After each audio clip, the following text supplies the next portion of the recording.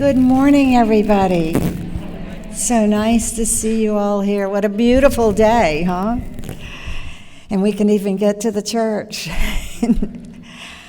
I'd like to share with you one of the daily lessons in Unity's Lenten book here, Release and Renew, a Spiritual Practice for Lent.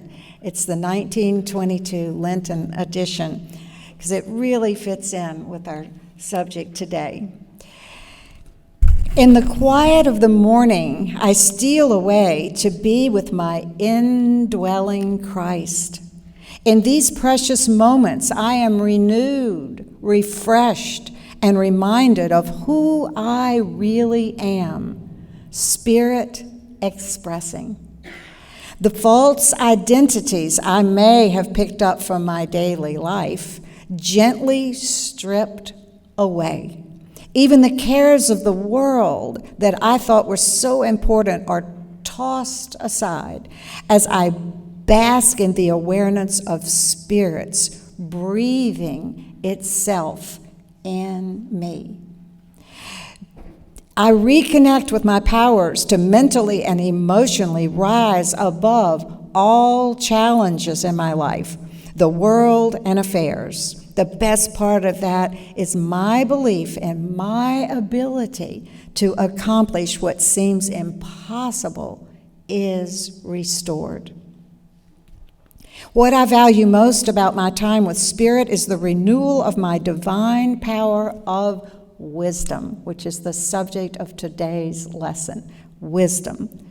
Even the most intractable problems must retreat when I become still and connect with Spirit. I know as I surrender, I will be given any information I need to answer the challenge of my life. There really is no situation and no circumstance that lies beyond Spirit's ability to guide me under, over, and around it. Isn't that beautiful? It just says it all. It has been said that wisdom is the universal birthright of all people, and that it transforms our hearts and increases our understanding of how to deal with everything in life. Our Unity co-founder, Charles Fillmore's, he had his 12 powers, so we've talked about 2 of his powers so far this year. I lighted the candle for the 3rd power for today, which is wisdom. And of those 12 powers that he says we all have in us, wisdom is the power, of course, designated for March. And in this constantly changing world that we're all dealing with Ukraine and COVID and everything, I thought it was a particularly good subject for us to talk about today. I think we can all benefit from turning our attention to the idea of our wisdom faculties, our ability to negotiate the world, no matter what the problems seem to be. The truth is, wisdom's the power that we need to recognize in us all the time, of course, every month, because it helps us negotiate these sometimes seemingly crazy world we live in, and to live more peacefully in that world, more joyfully, more lovingly. In fact, if everyone would just follow these 12 powers and follow their sense of inner wisdom, we wouldn't have these problems in the world, would we? But we are leaders in the world in terms of spirituality, so it's kind of up to us to follow that wisdom and help people around us understand it too. Our personal world just wouldn't be so challenging. Even if the world is still challenging, at least our personal world is not. So what is true wisdom? What does that really mean? According to the 12 powers, we all have sort of a concept of wisdom.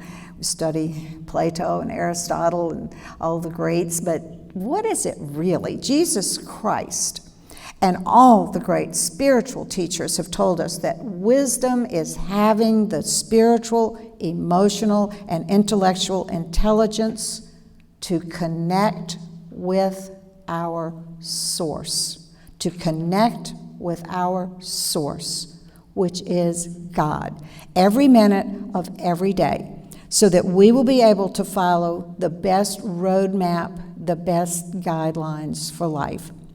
Without that connection to our source or God, we are kind of like an unlighted light bulb. Just think about it. Until the bulb actually connects with its source, its electrical source, it really isn't much good. When it is connected to that source, it can light up a dark room so that everything then can be seen clearly. When we connect to our source or God, we too can see clearly how to negotiate this world, our world. I was talking to a dear friend last week, a Unity member, and he was talking about how many courses, workshops, lectures, church services he had participated in throughout his life, in his pursuit of clarity and guidance in trying to reach his spiritual potential. He talked about how long it takes, and maybe lifetimes, he said. As he was talking, I was thinking back over all that I had done too, which is a lot.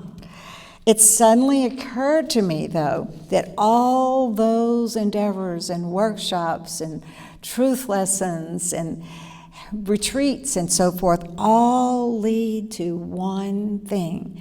It's the wisdom of knowing that we need to become truly one with God. It's like the light bulb getting plugged into the source, and that's really all there is to learn. It's like all those classes and workshops are analogous to being in a dark room at first. We grope around, in the dark, and we're trying to find what it is that we need in that dark room. Maybe we need a hammer. Okay, we go to one corner of the dark room and we feel around and we pick up a broom and we feel the straw on the end and the handle, and we realize, oh, that's not a hammer. Then we grab a bucket over here, we grope around, and that's the same story. It's not the hammer. And little by little, we eliminate all the objects in that dark room, one after another, as we blindly feel around in it for the hammer. And if we spend enough time doing that, it's true, eliminating all the things that aren't the hammer, eventually we might find the hammer, right? However, if we just turn on the light to begin with, we could instantly find the hammer because we have total clarity. And that's what suddenly occurred to me, that all those classes and workshops and retreats and reading, they all got me closer to what I was looking for and what I needed, the tool I needed, like eliminating one object after another in the dark room. But the truth is, all I really needed to do from the start, the real wisdom, was to connect to my source and stay connected 24/7 all the time. And then I could see with complete clarity what I needed from the start. So how do we do that? Connect with our source, that wisdom-producing connection. Two sure ways, as we all know here at Unity, are prayer and meditation. Charles and Myrtle Fillmore, you remember, went into the silence for an hour every single night. We can close our eyes and connect to our inner divinity and instantly light up our world, as we're going to do today. It only takes a second to connect with our inner divinity. The instant we do, we start getting clear about how to live in every situation. All the answers are right there within us. It's kind of like an athlete who finally realizes she can access some kind of inner power within her, that it's all there. It takes visualization of how to do what she needs to do, reach the finish line. Sure, to perfect her skills takes a little time and a little practice and some self-discipline, but fundamentally, she has what it takes inside of her. It's already there. Without that connection to Source or God, we are just groping around in the dark in this life, taking course after course, workshop after workshop, maybe making mistake after mistake. They're fun, they're interesting, and they all point to what's important. But that is to connect with and be one with your God Source.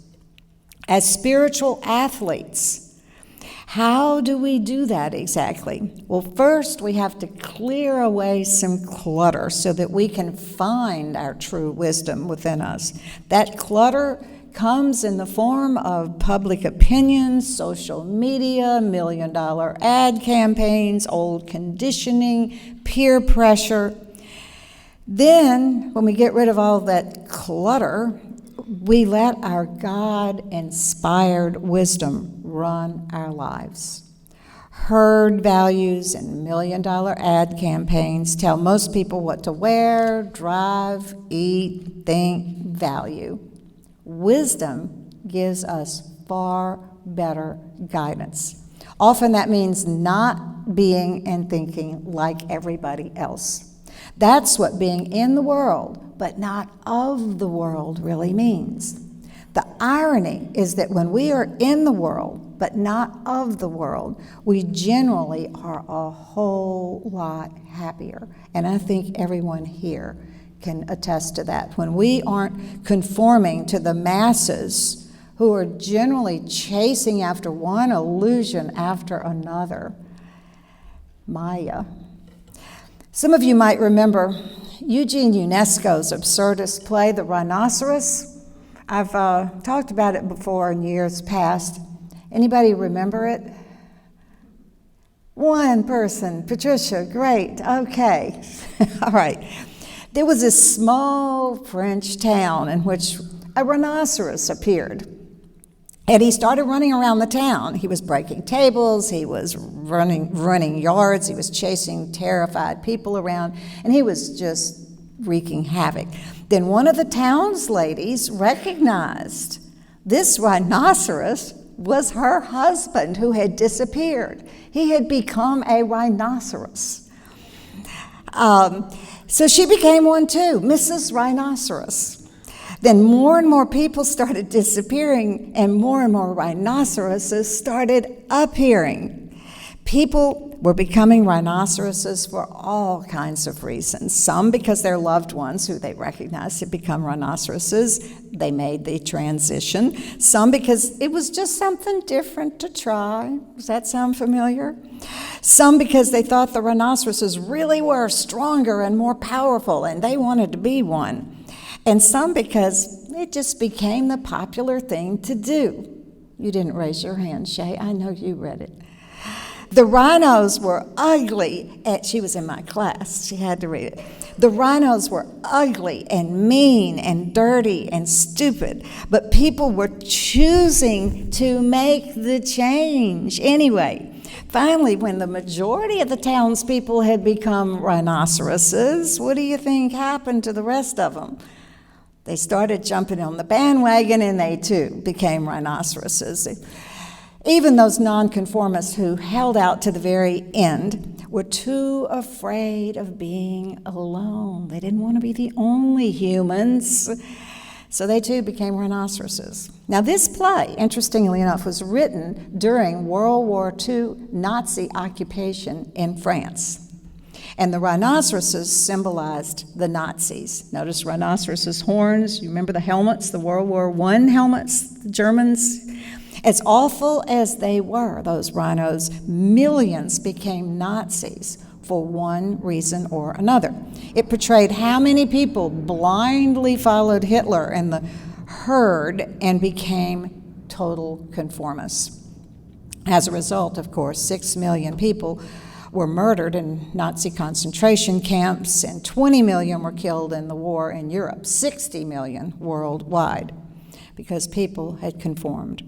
Talk about a pandemic.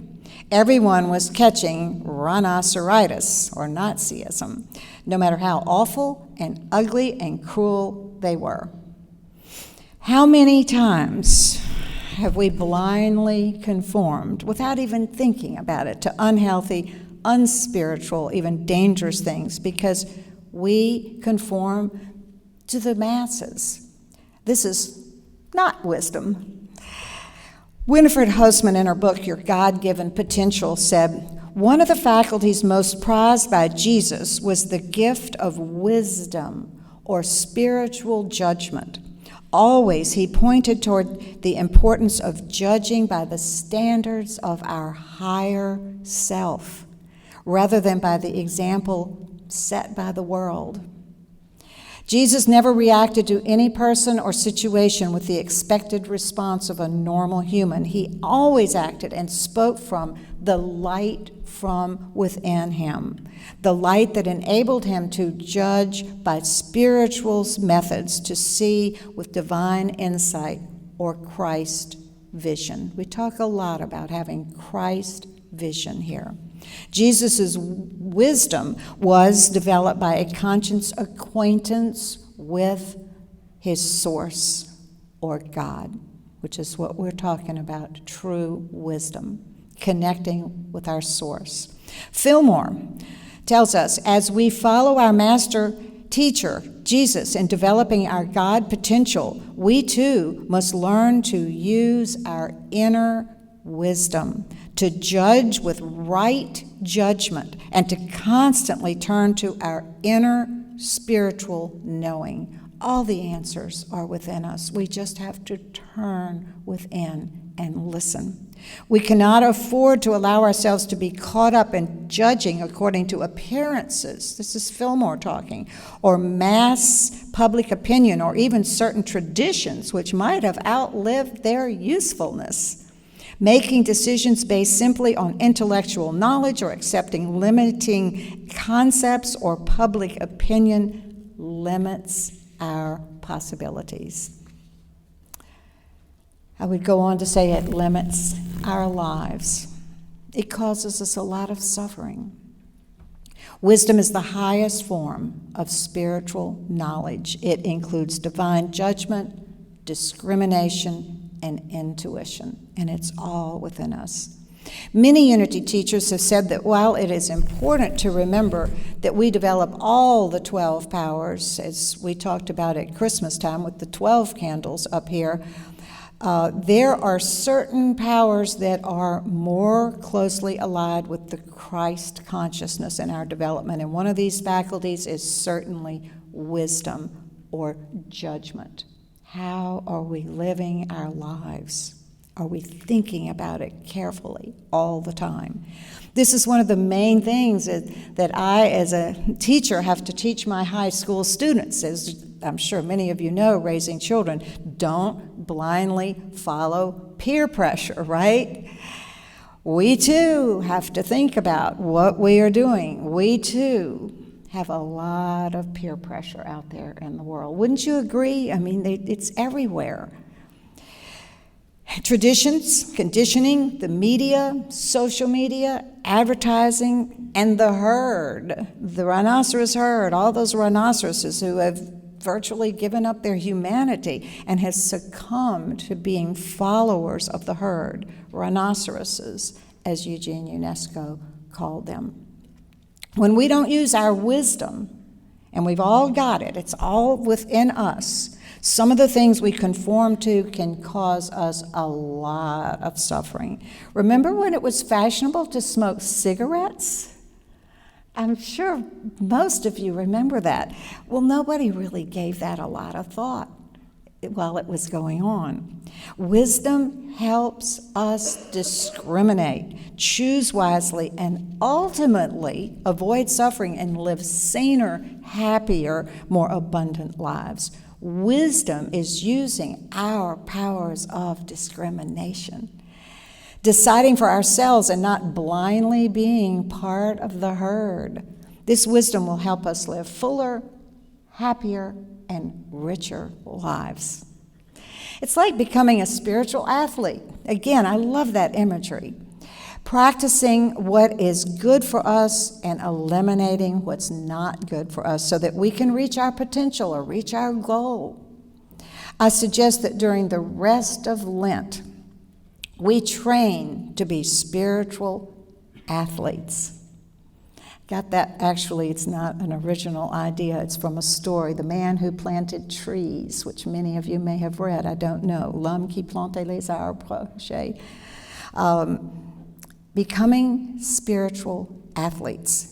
Push ourselves a little, expose ourselves to good trainers like an athlete does in the form of what? People, books, YouTube, TV programs. Keep your eye, though, always on your goal like an athlete does. That goal is freedom. Your freedom from suffering, doubt, fear, sickness, etc. It's developing your muscles of love and compassion and forgiveness and understanding. The media and peer pressure would have you be worried and fearful and angry all the time. Why? It sells ads. They make millions off of it. The subjects change from week to week, but the phenomenon is the same. They're going to put up there what scares you and makes you doubt yourself and makes you stressed out all the time. The outside world would have you accept limitations of all kinds. If you feel these limitations, you'll buy their products so that you won't have these limitations anymore, right? The fact is that you can do whatever you set your mind to. You can win the race. You may not be first every time, but you'll get to your goal. Spiritual maturity and wisdom will tell you to let go of all your negative views about yourself, about others, about life. It will tell you to let go of your doubts about yourself and others and life. Wisdom will tell you, you are divine. As Sheila Gotro said last week, ye are gods. Unity says that all the time. You can do whatever you want, including manifesting heaven on earth for yourself. So how do we do that? How do we become spiritual athletes so that we can sprint to the finish line and reach our goal of joy and peace? The joy and peace that you deserve. One, well, the Course of Miracles says, first, unite with God. Don't marry yourself with your ego. In other words, let God be your trainer. If you can't hear the voice of God, the Course of Miracles says maybe it's because you're not listening carefully enough. Maybe you are listening to the voice of your ego because you're in that habit. You'll know if you train yourself to be very observant of your attitudes, feelings, and behavior. You will know when those attitudes and behavior are out of line with your divine self that will help you manifest heaven on earth. The Course of Miracles tells us that when we notice that we aren't happy, we'll know that we have thought wrongly about some child of God, including ourselves. Think honestly. What have you thought that Jesus would not have thought? And what have you not thought that God would have you think? Release the wisdom of God, the wisdom of the ages into everything you do, everything you think. Choose love as your trainer, as a spiritual athlete for all your thoughts and actions. Connect to your source, which is God. God is love. And your problems will melt away, I guarantee. Secondly, to become a spiritual athlete is to make conscious connection with others on your spiritual path. That's one reason you're here today. It's one reason why many of you are in classes with each other here and other places. Athletes train with each other. I see my students after school running together. They are with their teammates in the weight room together. They're training with them. In Buddhism, those on our spiritual path are called our Sangha, and every day, every good Buddhist takes refuge in the Buddha, the Dharma, and the Sangha. And the Sangha is the brotherhood and sisterhood of others on our spiritual path. To be a spiritual athlete, it is important to train with others on our path. We inspire and give support to each other, which helps with all of the outside influences that we're being hit with constantly. We see others using their wisdom, and so we use ours.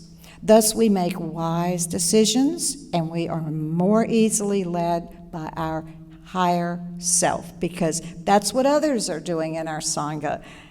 Instead of conforming to our animal nature, or our rhinoceros nature, as UNESCO calls it, our rhinoceros being, we use our wisdom and we conform to our divine nature, or our higher self, and everything just works out. The third way we can be a spiritual athlete is by watching how at times, just notice, be very present, how you doubt yourself, and remember then to increase your practice of wisdom, of prayer and meditation. Just notice what you're thinking, what you're doing.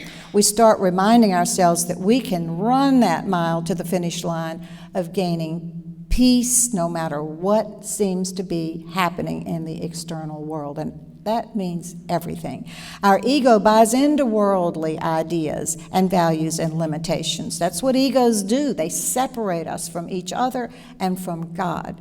But our inner divinity knows better and unites us with ourselves, our real selves, our divine nature, and unites us with others and unites us with God. If you are triggered by some person or event, for example, you don't need to succumb to that doubt or negativity that person created in you. Instead, look at what got triggered in you that is in need of healing, and work on healing that.